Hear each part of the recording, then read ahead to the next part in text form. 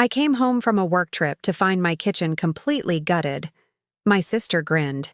Surprise! We redid everything. Before we continue, make sure you subscribe, like, and share this story, because what happens next will leave you absolutely stunned. What are you doing? My sister Vanessa's smile faltered as I pressed the phone to my ear. Avery, put the phone down. Don't be dramatic. Dramatic? That's what they always called it when I refused to go along with their chaos. When I set boundaries. When I said no. 911. What's your emergency? I kept my eyes locked on my father as I spoke. I'd like to report a breaking and entering. Multiple people entered my home without permission while I was out of town and destroyed my property. Avery! My mother rushed forward trying to grab my phone. Hang up right now. I stepped back, holding the phone away from her reach. I'm still at the residence. The perpetrators are here now. Yes, I know who they are. They're my family. The operator's voice was calm, professional. Are you in immediate danger, ma'am? No, but they're refusing to leave and demanding I pay them $47,000 for renovations I never authorized. My father's face turned purple. You can't call the police on your own family. Watch me, I said quietly. The operator continued. Officers are being dispatched to your location. Can you stay on the line? Yes. I walked through what used to be my kitchen, phone pressed to my ear, surveying the damage. My vintage 1950s mint green stove, the one I'd spent 2 years hunting for at estate sales, was gone. Replaced with a modern stainless steel monstrosity. My butcher block countertops, which I'd sanded and oiled myself, had been ripped out. In their place were cold white quartz counters I'd never have chosen. The custom cabinets I'd commissioned from a local woodworker, maple with glass fronts, each one fitted perfectly to my small bungalow's quirky measurements, were demolished. Instead, there were generic white shaker cabinets that belonged in a suburban McMansion, not my 1940s craftsman home in Portland. How could you do this? My voice shook as I turned to face them. This was my house, my kitchen. I've been restoring it for 6 years. And it looked like a museum, Vanessa cut in. Nobody lives like that anymore. We were helping you. Helping me?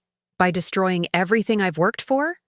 By modernizing it, my mother said, gesturing around like she'd done me a favor.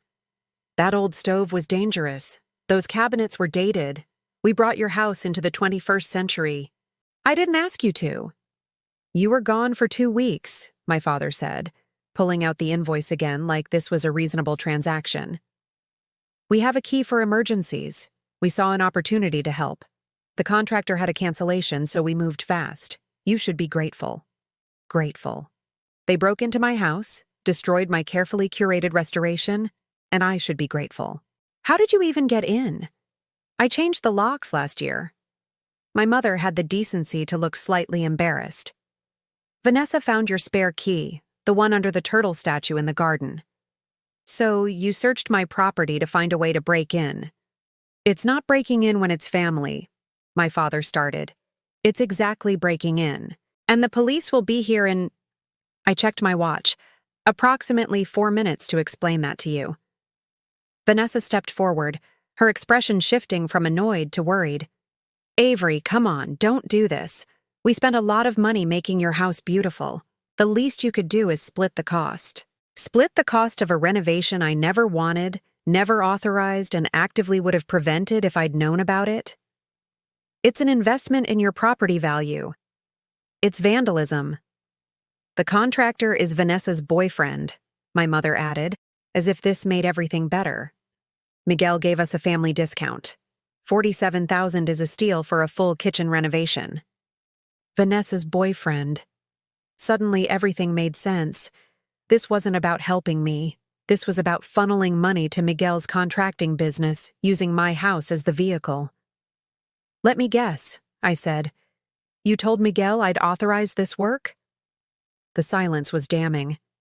Oh my God, you committed fraud. You forged my approval. We didn't forge anything, my father said quickly. We just told him you'd agreed verbally and were out of town. Which is a lie, which is fraud. It's a misunderstanding, my mother insisted. You're making this into something it's not. The doorbell rang. Through the window, I could see the distinctive blue and red lights of a Portland Police Bureau patrol car. Actually, I said, walking to the door, I'm making it into exactly what it is, a crime. Officers Nguyen and Patterson stood on my porch, notepads out, professional and alert. I invited them in, and they surveyed the destroyed kitchen with careful eyes. So let me make sure I understand, Officer Nguyen said after I explained the situation. You were out of town for 2 weeks on a business trip. You did not authorize any renovation work. And you came home to find your family had entered your home without permission and completely gutted your kitchen. That's correct. We had a key, my father interrupted. She gave it to us for emergencies. Did she give you permission to renovate her kitchen? Officer Patterson asked. We're family. We don't need permission. Actually, you do, Officer Nguyen said. This is her property. Even if you have a key, you can't make unauthorized modifications to someone else's home. This is ridiculous, Vanessa said. We were helping her.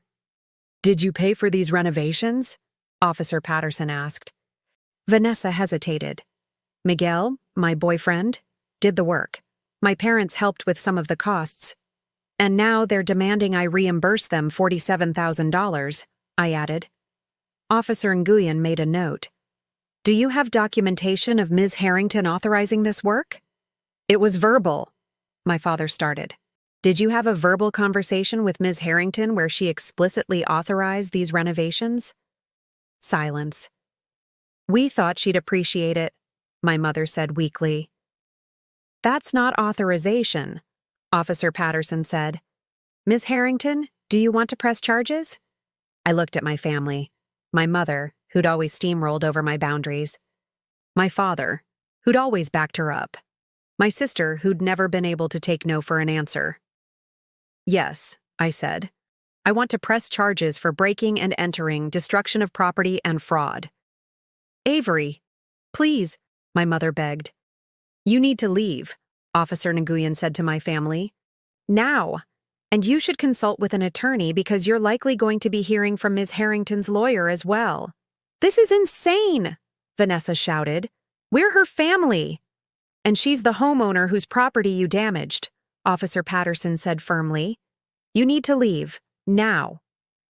I watched my family file out, my mother crying, my father furious, Vanessa shooting me looks that could kill. When the door closed behind them, I felt something I hadn't felt in years. Relief. Officer Nguyen handed me a case number. You'll need to document everything. Take photos of all the changes. Try to get receipts or invoices showing the original materials you had. The more evidence of what was destroyed, the better your case. What about getting my kitchen back? That's a civil matter. You'll need to sue for damages. But the criminal charges will help your civil case significantly. After the officers left, I stood in my ruined kitchen and cried. Not gentle tears. Ugly, heaving sobs that came from 6 years of work destroyed in 2 weeks. I'd bought this house when I was 26, right after my grandmother died and left me a small inheritance. It was a disaster. Previous owners had modernized it in the 1980s, with laminate and linoleum and dropped ceilings that hid all the original character. I'd spent 6 years carefully restoring it, pulling down the dropped ceilings to reveal the original tongue and groove, stripping the laminate to find the hardwood underneath, hunting for period-appropriate fixtures at architectural salvage yards. The kitchen had been my masterpiece. The mint green O'Keefe and Merritt stove from 1952, fully restored and functioning. The butcher block counters I'd made from reclaimed maple. The cabinets with wavy glass fronts that caught the morning light. All of it gone. Replaced with generic, soulless materials that could be in any house in any suburb in America. I called my best friend Priya, who answered on the first ring. How was the conference? She asked cheerfully. I need a lawyer. My family broke into my house and destroyed my kitchen. There was a pause. What?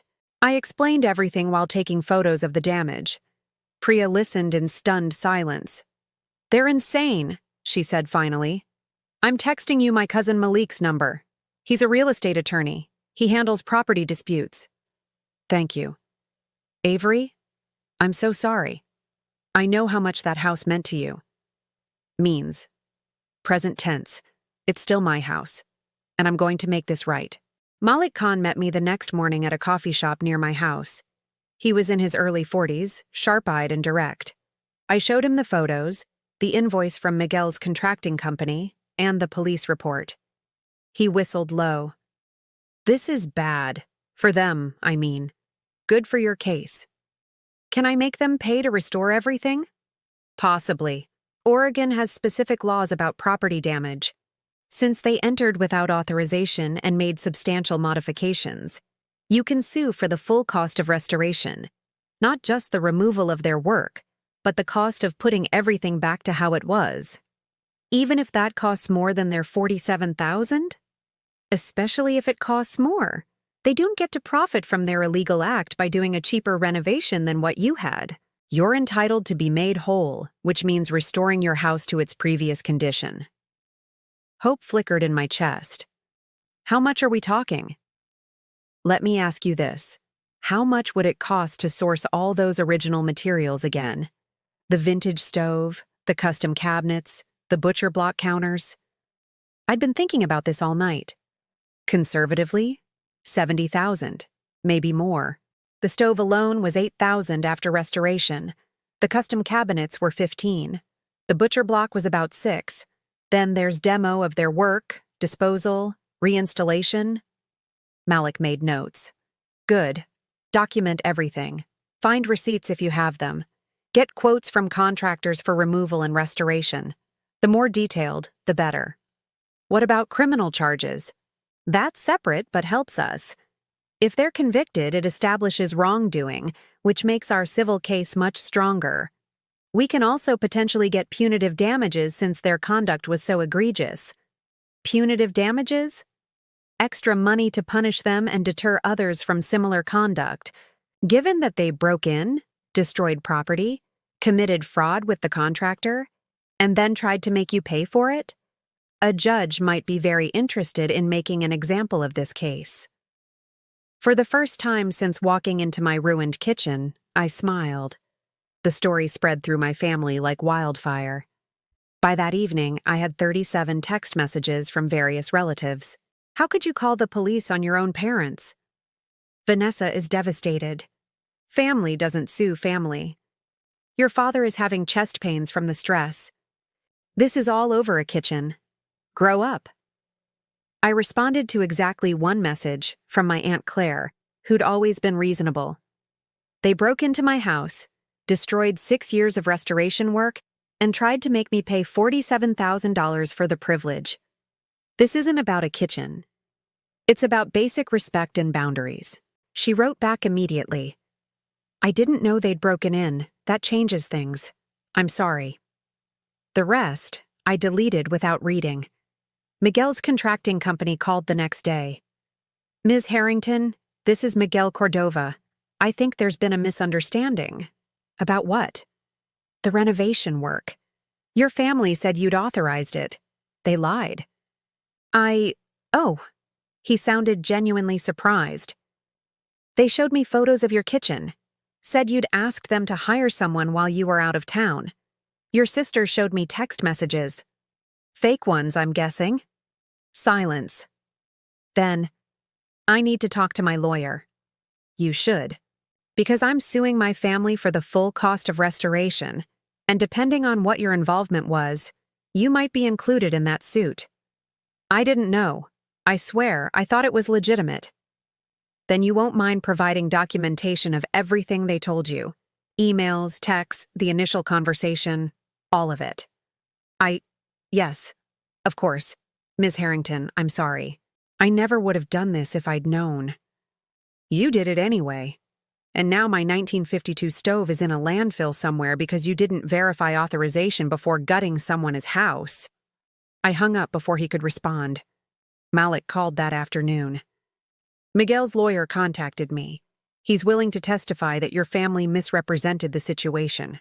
He'll provide all documentation of their communications with him. He's also offering to refund whatever money your family paid him. In exchange for? Not being included in the lawsuit. How much did they actually pay him? According to his records, $12,000. They were supposed to pay the balance, $35,000, upon completion, which means they were planning to stick you with most of the bill. I felt sick. They'd invested $12,000 in destroying my house, then expected me to pay $35,000 more for the privilege. Tell him we'll consider dropping him from the suit in exchange for his testimony and full documentation, but I want that in writing. Done. The criminal case moved faster than I expected. With Miguel's testimony that my family had misrepresented my authorization, the district attorney's office charged all three of them with criminal trespass and criminal mischief, both misdemeanors, but still criminal charges. They hired a lawyer who immediately tried to negotiate. Your clients entered Ms. Harrington's home without permission and caused $47,000 in damage, the DA said in a meeting I attended. The best I can offer is diversion. They complete community service, pay restitution, and the charges are dismissed after 1 year.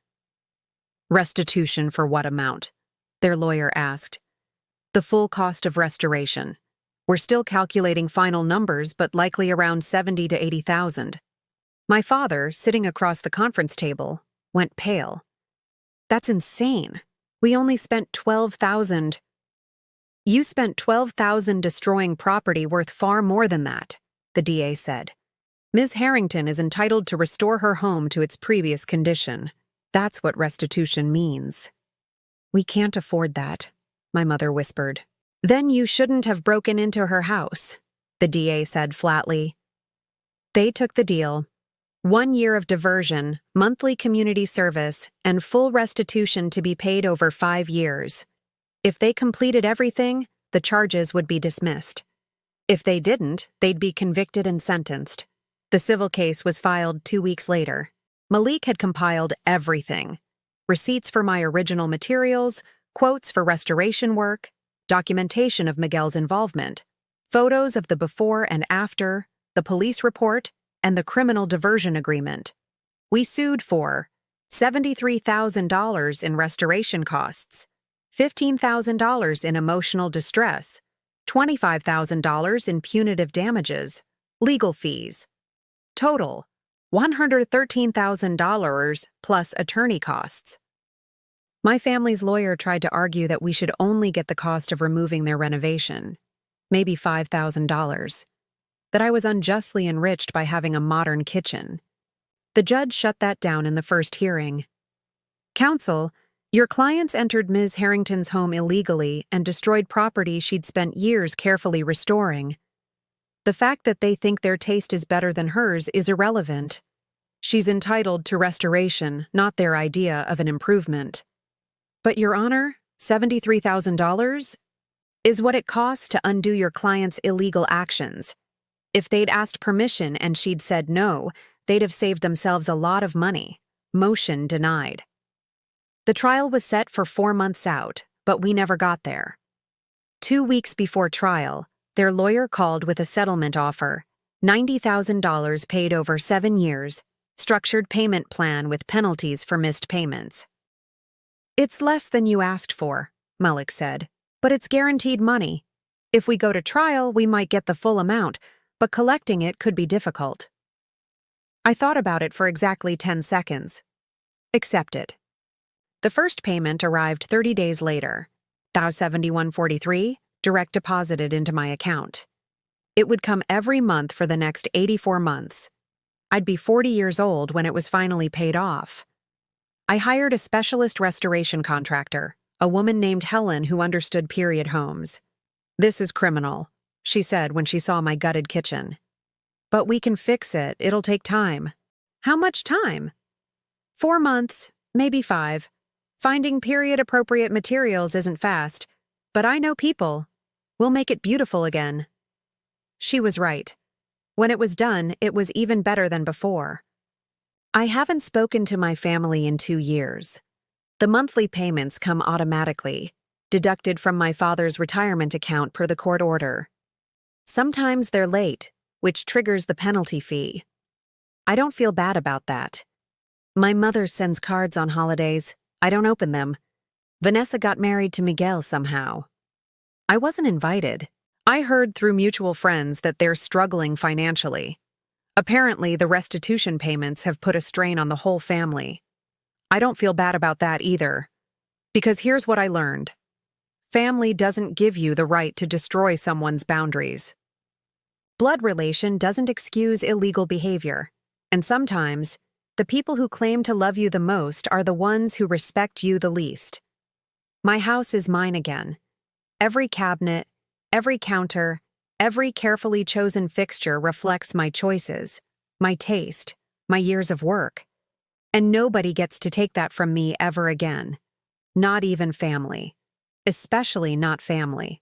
I came home to a gutted kitchen and a $47,000 invoice. I left them with a criminal record and a $90,000 debt. And I'd do it again in a heartbeat. Because some boundaries are worth defending, no matter the cost.